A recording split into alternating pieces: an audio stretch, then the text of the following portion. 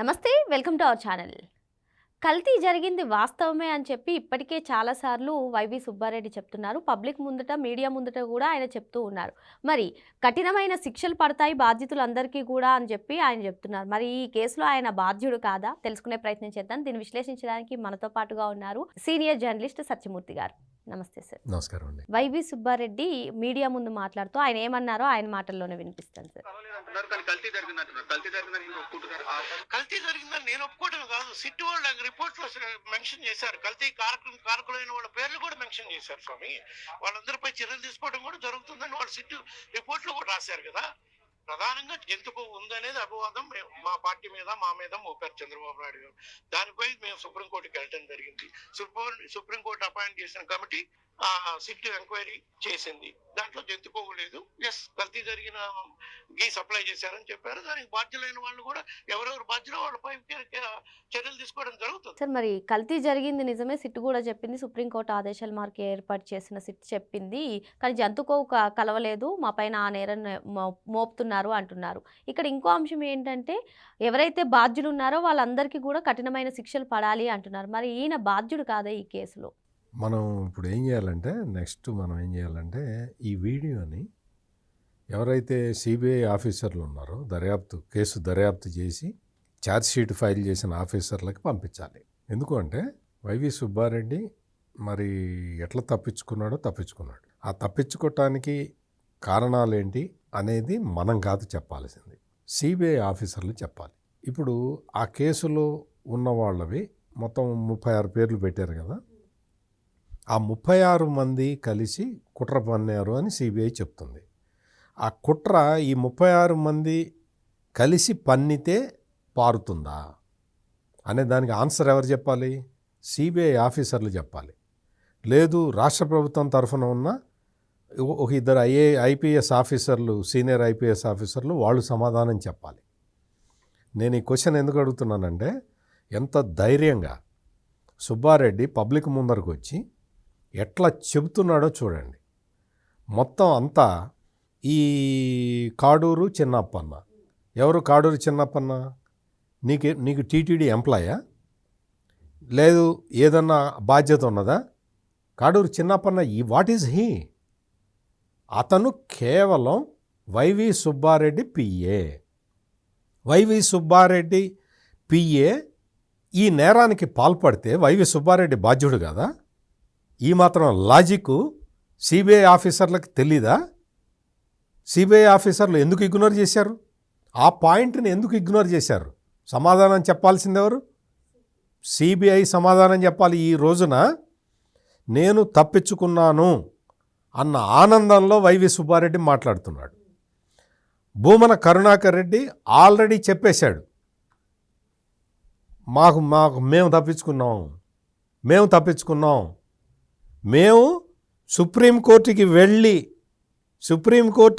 వెళ్ళి కేసు వాదించటం వల్లే మేము తప్పించుకున్నాం అని పబ్లిక్గా చెప్తూ ఉన్నాడు భూమన కరుణాకర్ రెడ్డి.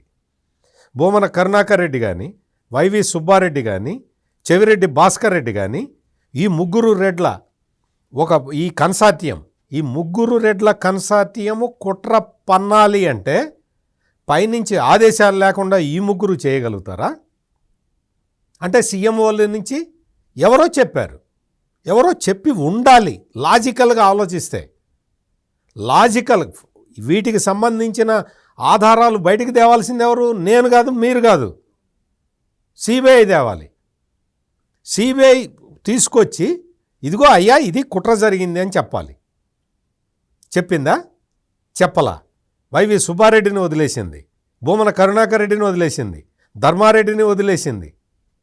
వీళ్ళకి పైనుంచి ఇన్స్ట్రక్షన్స్ వచ్చి ఉంటే వాళ్ళని వదిలేసింది.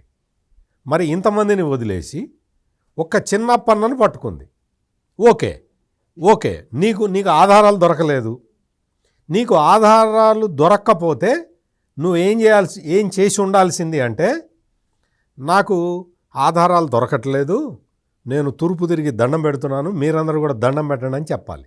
ఈ రోజున హవాలా జరిగిందని నువ్వే చెప్తున్నావు. కాడూరు చిన్నప్పన్న నీకు వైవి సుబ్బారెడ్డికి పిఏ అని నువ్వే చెప్తున్నావు. కాడూరు చిన్నప్పటి నుంచి దాదాపుగా 4,78,00,000 స్వాధీనం చేసుకున్నానని చెప్పి వాళ్ళ అకౌంట్లో ఉన్నాయని చెప్తున్నావు. ఇంకో 19 కోట్ల రూపాయలు ఇంకా వాళ్ళ దగ్గర నుంచి, ఎవరైతే ఈ పిరమిల్ జైన్ వాళ్ళు ఉన్నారే వాళ్ళ దగ్గర నుంచి స్వాధీనం చేసుకున్నట్టు చెప్తున్నావు. వాళ్ళ అకౌంట్లో ఉన్నాయని చెప్తూ ఉన్నావు. ఇన్ని చెబుతున్నా నువ్వు సుబ్బారెడ్డిని ఎందుకు ఫిక్స్ చేయలేదు? అందుకనే సుబ్బారెడ్డి వచ్చి బయటకు వచ్చి అంత ధైర్యంగా చెప్తున్నాడు. సుబ్బారెడ్డి ఇంకొక అతిపెద్ద అబద్ధం ఏం చెప్తున్నాడు అంటే జంతు కొవ్వు లేదు అని చెప్పింది అని చెప్తున్నాడు. కల్తీ జరిగిన మాట వాస్తవం. ఆ కల్తీకి అతను బాధ్యుడు కాదు. జంతు కొవ్వు లేదు అన్న సెంటెన్స్ వరకు అతను బాధ్యుడు అనమాట. అతను హ్యాపీ, సంతోషం. ఏంటిది? దేవుడితోటి రాజకీయాలు ఆడుతున్నాడు ఈ వైవి సుబ్బారెడ్డి. ఏమనుకుంటున్నావు?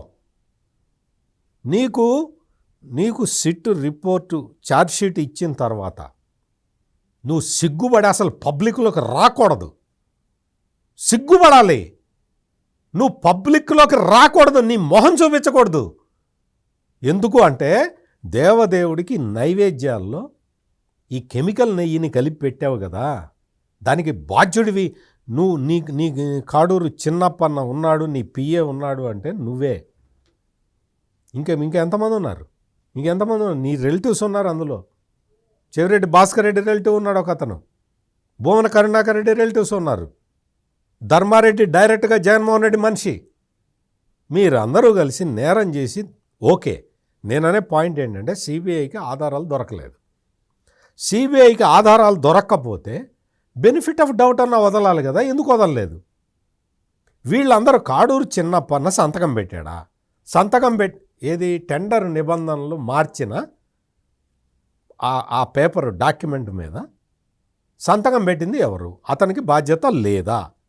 దేశం మొత్తం ఇదే క్వశ్చన్ అడుగుతున్నది సిబిఐని. దేశం మొత్తం అడుగుతున్నారు. ఈ రోజున ఎవరైతే దీనికి బాధ్యులు ఉన్నారో వాళ్ళు తప్పించుకొని వాళ్ళు వచ్చి ప్రెస్ కాన్ఫరెన్సులు పెడుతున్నారు. మేము లేము, మేము లేము, మేము లేము, మేము లేము. ఇది పరిస్థితి. మీకు దేవదేవుడికి అన్యాయం చేసి ఈ కేసు నుంచి తప్పించుకున్నాము అని ఆనందపడుతుంటే ఆ ఆనందం కలకాలం నిలబడుతుందా అనేది నా సూటి ప్రశ్న. ఆల్రెడీ ధర్మారెడ్డి ఈ క్షోభను అనుభవించాడు. నేను వ్యక్తిగత జీవితాల జోలికి వెళ్ళను, నేను వ్యక్తిగతంగా ఆయనకి ఏం జరిగిందో నష్టం చెప్పను, కానీ భర్తీ చేయలేని నష్టం తగిలింది ఈ వైవి సుబ్బారెడ్డి పరిస్థితి ఏంటి?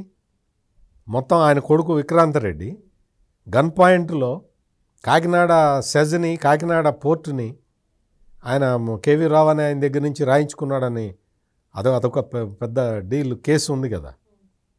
అంటే ఎందుకు చెప్తున్నానంటే భూమన కరుణాకర్ రెడ్డి సంగతి సరే, అతని మీద చాలా కేసులు ఉన్నాయి. ధర్మారెడ్డికి ఆల్రెడీ పర్సనల్ వ్యక్తిగతంగా నష్టం జరిగింది. జగన్మోహన్ రెడ్డి విషయానికి వస్తే ఘోరమైన అవమానం జరిగింది. 151 ఎక్కడ, 11 ఎక్కడ. అంటే వీళ్ళందరూ కూడా ఇంకా సిగ్గు లేకుండా పబ్లిక్లోకి వచ్చి మాట్లాడుతున్నారు. వాళ్ళ వాదనని సపోర్ట్ చేస్తున్నారు. వాళ్ళ వాదనని సపోర్ట్ చేసుకోవటానికి హిందూయేతరులని వాడుకుంటున్నారు. మొత్తం చాలామంది, నేను పేర్లు కూడా చెప్తా, క్రైస్తవ మతానికి సంబంధించిన ఆర్గనైజేషన్స్ అన్నీ దిగి ఈ సోషల్ మీడియాలో క్యాంపెయిన్లు చేస్తున్నాయి. జంతు కొవ్వు లేదు, జంతు కొవ్వు లేదు, జంతు కొవ్వు లేదు. మరి కెమికల్ నెయ్యి కదా, సింథటిక్ నెయ్యి కదా, అది క్యాంపెయిన్ చేస్తావా నువ్వు? అది చెయ్యట్లా. మొత్తం క్రైస్తవ సంఘాలకు సంబంధించిన వాళ్ళందరూ కూడా వేరే వేరే పేర్లతోటి దిగి రంగంలో దిగి మీకు ఇంకో విచిత్రం చెప్పాలా? వైఎస్ఆర్ కాంగ్రెస్ పార్టీలో ఉన్న హిందూ నాయకులు భయపడిసి వస్తున్నారు. వాళ్ళు ఇక్కడ వెంకటేశ్వర కోపం వస్తే మన పరిస్థితి ఏంటి? వాడెవడు సపోర్ట్ చేయటంలా. మీరు గమనించండి, సోషల్ మీడియాలో ప్రచారం చేస్తున్నదంతా హిందువుల ముసుగులో ఉన్న క్రైస్తవులు, ఆ క్రైస్తవ సంఘాలు, దానికి సంబంధించిన మనుషులు, వీళ్ళు ప్రచారాలు చేస్తున్నారు. వైఎస్ఆర్ కాంగ్రెస్ పార్టీలో ఉన్న నిజమైన హిందువులు భయపడి చచ్చిపోతున్నారు ఇది ప్రచారం చేయాలంటే. అందుకని ఒక్కొక్కళ్ళు తప్పుకుంటున్నారు పక్కకి. ఇది జరుగుతున్నది. అందుకని సుబ్బారెడ్డి వచ్చి ఇట్లా చెప్పటానికి కారణం, భూమన కరుణాకర్ రెడ్డి వచ్చి అట్లా చెప్పటానికి కారణం, జగన్మోహన్ రెడ్డి వచ్చి ఇంకా తన వాదనని సపోర్ట్ చేసుకోవటానికి కారణం సిబిఐ ఇచ్చిన ఛార్జ్ షీటులో ఉన్న లోపాలు. ఈ లోపాలు మరి ఇట్లా వదిలేస్తారా, ఇదే ఫైనలా అని మీరు అడగచ్చు. ఇది ఫైనల్ కాదు. గవర్నమెంట్ కమిషనర్ ఆఫ్ ఎంక్వైరీస్ని వేసింది. కమిషనర్ ఆఫ్ ఎంక్వైరీస్ దగ్గర నుంచి రిపోర్టు రాగానే కోర్టులో ఇంప్లీడ్ అవుతారు. నేను చెప్తున్నా వినండి. ఇదంతా కూడా వీళ్ళు ఏ తిమ్మిని బమ్మిని తిమ్మించేసి సిబిఐనో లేకపోతే ఎవరిని మేనేజ్ చేశారో చేసుకున్నారు వీళ్ళు. డౌటే లేదు అందులో. ఎవరిని సిబిఐనే అంటే సిబిఐనే మేనేజ్ చేస్తారా అంటారు. ఇద్దరు రాష్ట్ర ప్రభుత్వ ఐపీఎస్లు కూడా ఉన్నారు కదా. ఒక food safety and security officer ఉన్నాడు కదా. ఆ ఫుడ్ సేఫ్టీ అండ్ సెక్యూరిటీ ఆఫీసర్కి ఈ సిఎఫ్టిఆర్ఐ రిపోర్టు తెలీదా? ఎన్డీవీఐ రిపోర్టు గురించి విశ్లేషించే అంత తెలివితేటలు లేవా? ఎట్లా ఒప్పుకున్నారు? అంటే నేనేం చెప్తున్నానంటే వాళ్ళ రిపోర్టులో, వాళ్ళ ఇంటర్నల్ రిపోర్టులో వాళ్ళు కూడా నిరసన తెలిపారేమో మనకు తెలియదు. కానీ బయటికి వచ్చిన ఛార్జ్షీట్ ఇది.